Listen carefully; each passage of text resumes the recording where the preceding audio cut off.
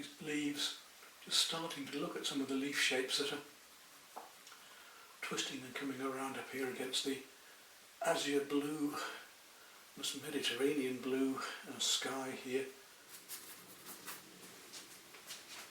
Take a bit of deep blue turquoise here and just look at some of the shadows of the cooler branches coming into this. So now I'm using a deep blue-green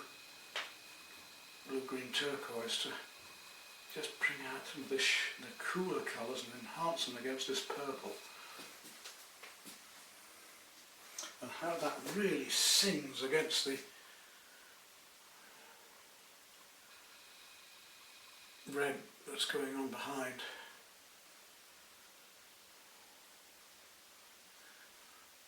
Where it comes down through here, there's quite a bit of it. Once you find a colour, you tend to look elsewhere. I mean, once you put it on your brush, when it's on your brush, use it. So don't just sort of put a colour on, then go wash your brush, and then have to come back to it again later. It's a nuisance. It won't be long before I start to work up my leaves. So I want to work with the brush first of all on most of it, and so look at a little bit of ultramarine blue here, see where that's coming in. I do need to find my warms against my cools, so a little bit of ultramarine blue now against this turquoise, just to see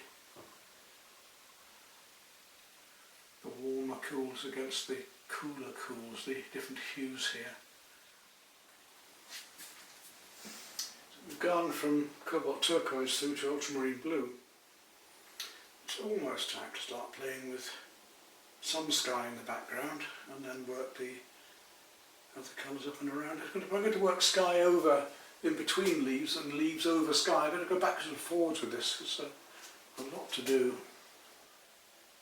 Let's just start to work up some of the lights in the background. Take some very, very light pink here.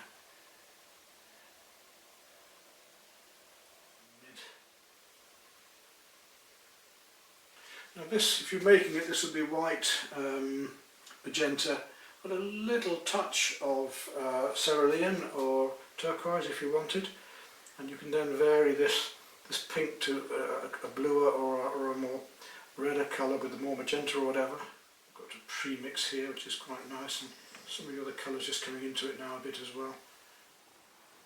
I'm just starting to paint the light against the dark. So we've got rough against smooth, light against dark, warm against cool.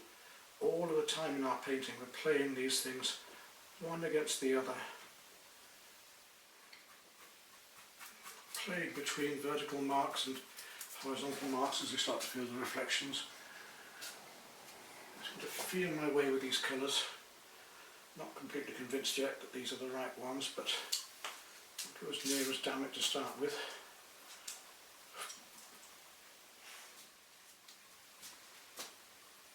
Pre-mixed colours, although I can easily enough mix them, but it's so much nicer to have colours that I know I'm going to want already there and mixed. It's so much easier and quicker. Not that I can't do it, and then I'm going to come back and refine these afterwards. I need to feel these colours one against another so that I'm getting them correct, because if I keep the whole painting going, then if I've got a colour on my brush, by using it wherever it is, I can balance those colours one to another, which is very important that I get the balance is right, one colour to another, that they're not just separate colours painted on, not relevant to each other. It's the colours, it's the right colours in the right places, in the right shapes, relevant one to another, that is so important. Right colours, right shapes, right places, relevant one to another, like a jigsaw. This is my jigsaw method. I call it just that because of that very reason, that it's one colour placed against another, and just by placing those shapes and those colours we will automatically get the painting just appears before us. We don't have to worry about what it is or the objects, they will just happen.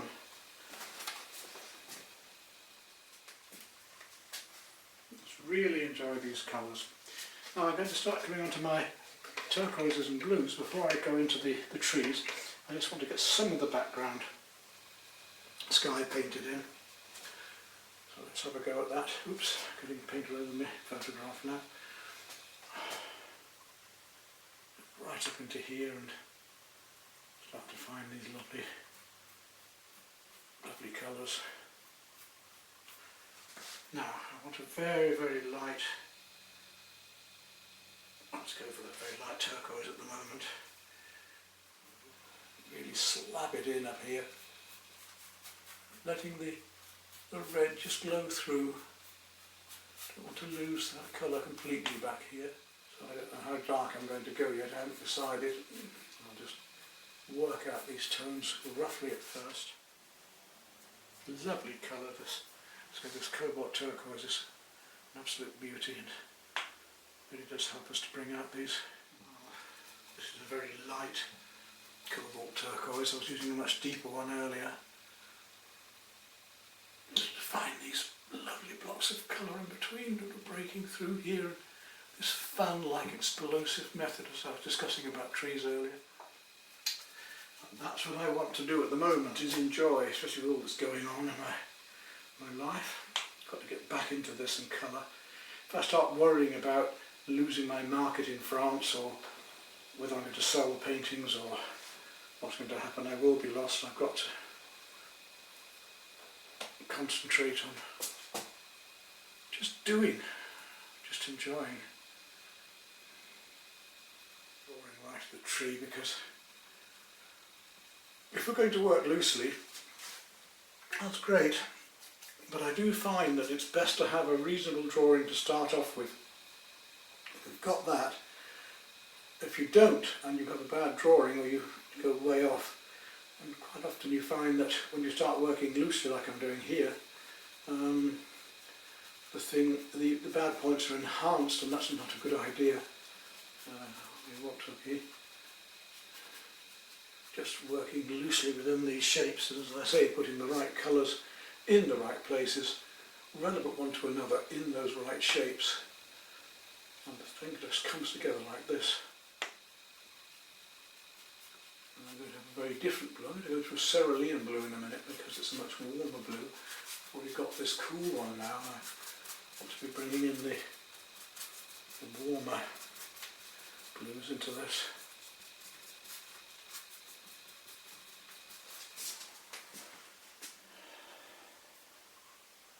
So let's have a look at using a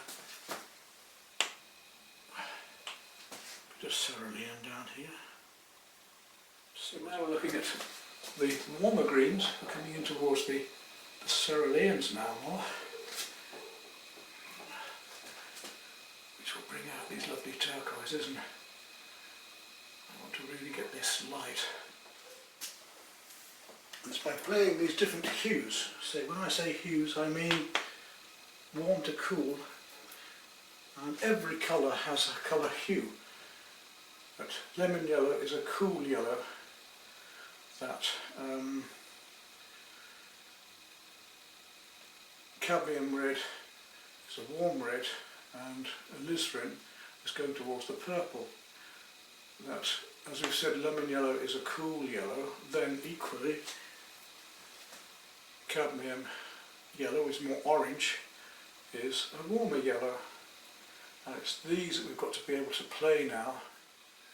We can bring the dark branches through these again later. I just want to establish these lights here.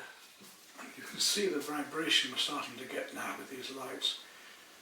Cacophony of colour, musical symphony, what I'm after. The high notes, the low notes, how those textures bring each other out, how a deep bass note will bring out a cymbal note or a triangle or whatever. That, painting is very similar to music in its creativity and freedom, and textures and colours of music as well as textures and colours in paint. So just start to paint in some of these highlights. Can't resist, can we? I mean, we've got to have some fun here. lovely pure colours, and I'm just putting a few in just so we feel them at the minute. You can start to see where I'm going with it. Coming down through into here on this bit of light. And they'll be warmer as well, so I'm going to put a little bit of pure yellow ochre in there now, just so you can feel how we're going to play with these warms to cools a bit more. And you start to see it now, yeah? The same with the leaves coming up into here, we can feel those leaves coming across here. Bits of yellow, let's take a little bit of cadmium yellow just here, and just put a bit of pure cadmium yellow coming across these leaves here, just to give you an idea of how it's going to work. As I build this up, letting the red glow through, making it coherent all the way through, holding together. Now, I can just pile colour in, can't I? To make a much lighter version of that pink, much creamier, lighter version, just see what that does. To start working some of the warmer colours on, I'm going to deliberately go to that yellow ochre, in fact, which I've been using earlier, and just see how that goes. It's quite dark, but it should work against this very well. So let's start to come putting on the stronger yellows, the chrome yellows and cadmiums and so on. It should really, really start to stand out then. But for the moment I just want to use this yellow ochre to build up the sunlight coming through and let the red glow through. So pure yellow ochre at the moment, nothing else against the red, building up these leaves. And I'll bring on lighter yellows after this, but I'm going to really let the red now make the oranges for me. So if any of you want to copy this, you go ahead. I don't mind you doing your version of my painting. It will be yours, not mine, so don't worry that you're going to stand on my toes by enjoying and using what I'm doing to share with you. That's what it's here for. I'm not that precious that I'm concerned that you'll steal my soul or spirit from my paintings. Not its fault, it's the owner's fault for having a dog and not being there for it, or meet in the right place. Have a dog and just leave it all day to bark, and all night to bark at everybody. Not socially adept. But those people, some people don't seem to care, do they? So you can see when I said I was going to need to come through this with the darks again, which I will, suddenly these things start to appear. As I say, the more of the jigsaw that I paint in, the more you're going to understand it and why I'm doing what I'm doing. So I wonder how long I should make this film, whether I should cut it short. Just bits of it, or have needed the whole film for you, so you can see the whole process. We shall see. I do hope that you're enjoying this. If you do, please come back to me and say so, because it's difficult sometimes producing films, and if you don't get feedback, you don't know what people want. Or nice thick layers of paint in places where I want to. This is an impasto now, where I'm painting the paint on much more heavily. So get the feeling of these leaves coming out towards us. Really loose painting, but still all the time making marks about what I'm looking at, letting my eye take those signals, those textures, those colours back down through my brain, down my arm to my fingertips, to then bring it out from here before I even get to doing any sponge work. As you see, we're going to then make the lighter yellows across here to really bring this out. Well, there you go. Now you begin to see the first stages of it and what I was after. Go back to that Prussian blue again. I was talking about working one into another. Let's come back into this picture now and start to work some of these darks against this, against the texture we've already got. I'm bringing out some of these lovely forms in here. I've become a little bit lost as I've done this texture. You see what's happening now? I'm going to take a break now. A little break now, go back to this painting, and maybe it's time to start with the sponge. I think we'll start to get some of the light blues in with the sponge. Go back to that very light turquoise at first and a little bit of cerulean with it, just to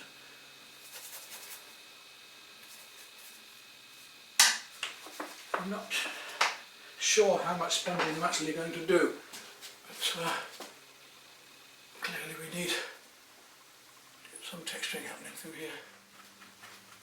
Remember to twist the sponge as you go. I'm using that turquoise and a little bit of the cerulean.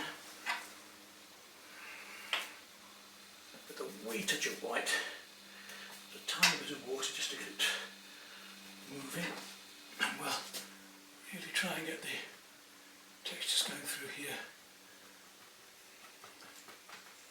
On the broken edges of this before I start to add more colour in.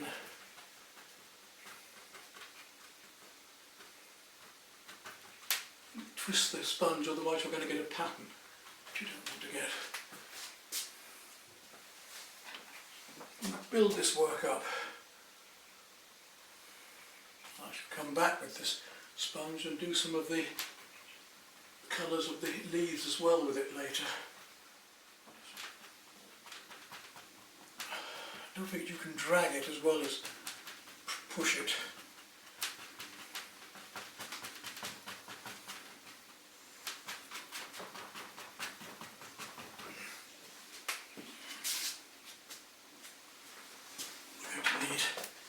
These leaves reflecting down here as well, a bit. Quite a lot of this texturing to do. Right, wash the sponge out.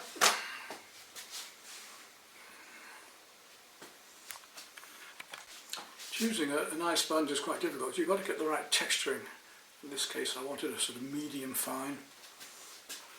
I'm going to carry on with the sponge and I'm going to come across with the same yellow ochre that we had before and a little bit of cadmium yellow into it, just to get the texturing of that happening across into the sky a bit more here. And then come back with a little bit darker yet and some of the red more, but the red is there already behind, so I don't want to get too small with the textures. I want to feel this texturing coming up and through here.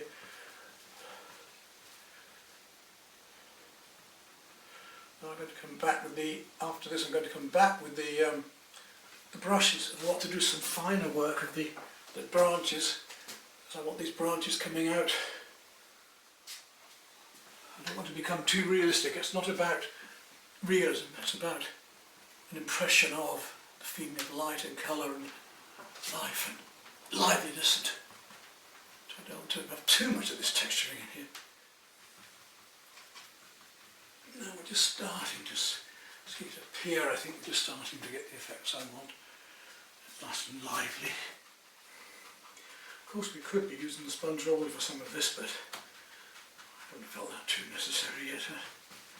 Just use this for the moment. There now. I need to go back to my brush now and be doing the branches again. Back to my 1/2 inch again, and let's pick up some of these deeper purple and a little bit of black and some Prussian, just to really get down to not a pure black, but a nice dark here to gently come through a bit, to make sure that brush is thin enough. So I'm using just the edge of the brush. You can see how thin we can come down with that. through here, bringing these lines right through the light we've just made now. It's going to get a bit dark soon, so I won't be able to work much longer. But it's surprising what we can do with a flat brush or even a filbert. Using the edge of the brush like this, we get quite long, lovely lines coming through here, crisscrossing, and seeming like we've spent hours and hours and hours doing it, but we haven't. We've only spent a few hours doing it. You can actually hear the brush just tickling over the surface of the canvas. And look at these lovely effects we can get of rough against smooth, light against dark. I'm going to put more textures over these as well, remember, so this isn't anywhere near finished. It's very early stages. Not that I want to bamboozle everybody with detail, I don't. I'm not that sort of painter. As I say, I'm an impressionist and I don't want to be putting every single leaf or every single hair in something. I just want an impression of it. Make some of these a bit darker in a moment. I've got all the light ones to put in there yet. Some much lighter colours to go in. I want to put some deep green with this and use the sponge a little bit more on the texturing yet before I go in further. Now use the sponge on that same dark. I'm going to put a little touch of green with it. Let's see what we get with that.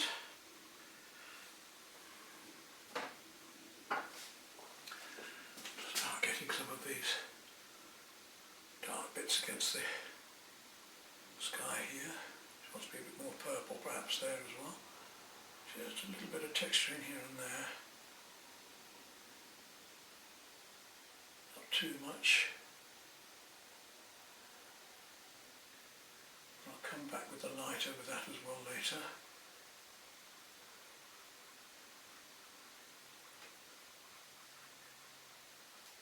Just through the light against the dark, warm against the cool, and I keep saying it, but it's true. We need to get these different textures worked out here. Right, wash the sponge out and we'll come back to our brushwork again. Now then, coming back to the brush, we'll start to add some of the lighter greens in. So I can use the paint both thickly and thinly now to try and find these lovely tints of colour, and the green against the red, of course, being opposites in a colour circle is definitely going to help it quite a bit. So much colour going on in here you wouldn't realise at first, and we've got to find this because it's very subtle. It needs to be in here to make one colour work against another. As I say, if we put the rough against the smooth, it's opposites, light against the dark, it's opposites. But now I also want to play these not only cool against warms, but the complementary colours, the colours of the opposites in the colour circle, red to green and purple to yellow and so on, that are going on in here. Down and around and through.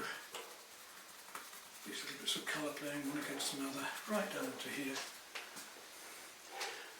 You know, it's not just one colour, it's one colour against another, which is so important. Little strokes of paint in an impressionist style. But these leaves suit it ideally, don't they? I'm going to pick some really lovely light colours here later to really make the sun shine here. This is just a start in my slightly lighter yellow greens. Adding the, if you add lemon yellow to either the emerald or the beryllium, you start to get these lovely light greens here. Slightly more acidic greens with the viridian, and warmer greens if you add more chrome yellow or cadmium, or even warmer still the yellow ochre. And at first you wouldn't realise just how many colours there are going on in here, but there are, you see, these colours are here.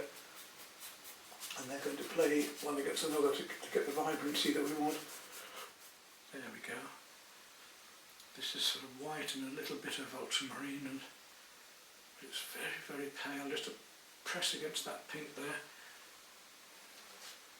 Make it go lighter yet with a very, very light green into that. Just want to feel this wet road coming down here.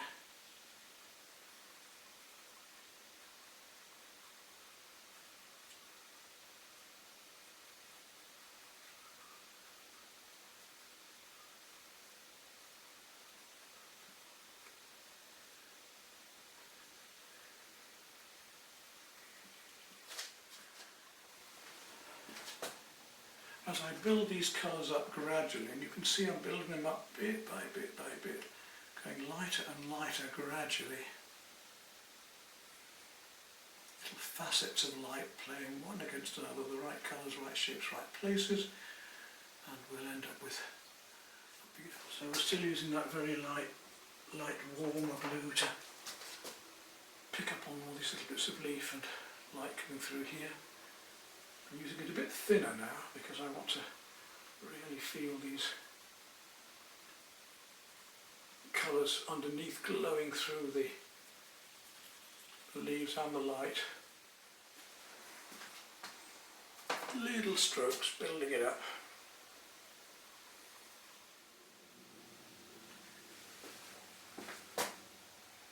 Very, very light blue-green I've got here now. Just put a bit of that into there just to the effects of light back here. Blues that are coming through between the leaves here. Light blues and light greens. I still might have to put some more darks back into here yet for these branches, just here and there.